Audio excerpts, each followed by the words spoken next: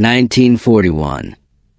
As the shadow of Nazism loomed over Europe, the most brutal confrontation in human history erupted on the Eastern Front. Here, the line between life and death was as thin as a hair, and humanity seemed buried under the boots of the invaders. Have you ever wondered what happens to a man when he witnesses the unthinkable right before his eyes? Today, World War II Stories takes you back to that fiery summer, following Audi, a son of Kazakhstan who transformed from a surrounded officer into a guerrilla legend. This is not just a story of war. It is an epic of the unyielding human will amidst a living hell. On June 22, 1941, Operation Barbarossa shattered the morning peace. Lieutenant Audi's 56th Infantry Division was stationed near the Belarusian border when hell rained down. 3 elite German divisions, with overwhelming mechanized power, tightened the noose. Amidst the roar of artillery, Audi received his final orders. Lead a small squad to Borodino to cover the retreat of the 184th Regiment. The mission was clear.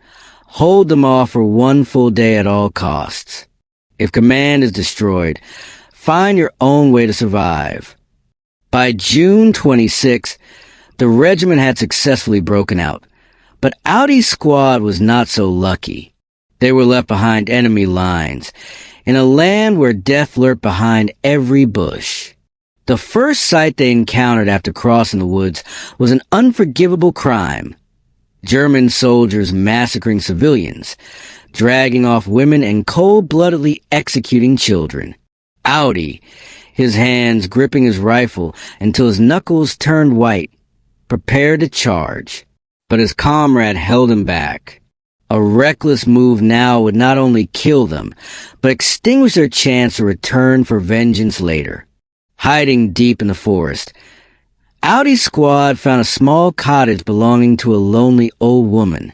She welcomed the Red Army soldiers like her own kin, offering them her last boiled potatoes. But behind the curtain lay a heartbreaking truth. The bodies of her entire family remained unburied because she was too frail. In the midst of the enemy encirclement, Audi gave a strange order. Pause the retreat to help the woman bury her loved ones. It was a final act of kindness in a senseless war. However, that kindness was met with ultimate brutality by the Nazis. Because of forgotten cap badge, the old woman was executed as soon as the Germans stormed in. Audi witnessed it all from the shadows, a flame of hatred igniting within him that would never go out. After surviving a grueling pursuit by crossing a deadly swamp, Audi happened upon another partisan group led by Captain Zalbek. Both were sons of Kazakhstan, lost in this vast front. They decided to merge, forming a mixed guerrilla unit of regular soldiers and local villagers. From here, a people's war behind enemy lines began. They used captured German uniforms for camouflage and seized enemy weapons to turn them against their original owners. Their greatest success was a spectacular rescue of partisans set for public execution in the village square. By disguising themselves as Germans escorting prisoners, Audi's squad bypassed fascist vigilance and turned the tables in mere minutes. But war is not just about heroic victories. It is also about painful betrayal. The German forces began intensifying their sweeps after realizing a powerful guerrilla network was active. The horrifying truth emerged. The traitor was not a stranger, but a soldier within their ranks, a man who always carried an accordion, pretending to warm his comrades' souls with music. In reality, hidden inside the instrument was a miniature German radio. During a camp relocation, Audi detected the spy. In the ensuing struggle, the traitor died of his own cowardice, falling onto a sharp branch. But the damage was done. Their location was compromised. A German armored division was roaring toward the forest with the goal of leveling it. Audi knew they could no longer run. They had to strike a decisive blow.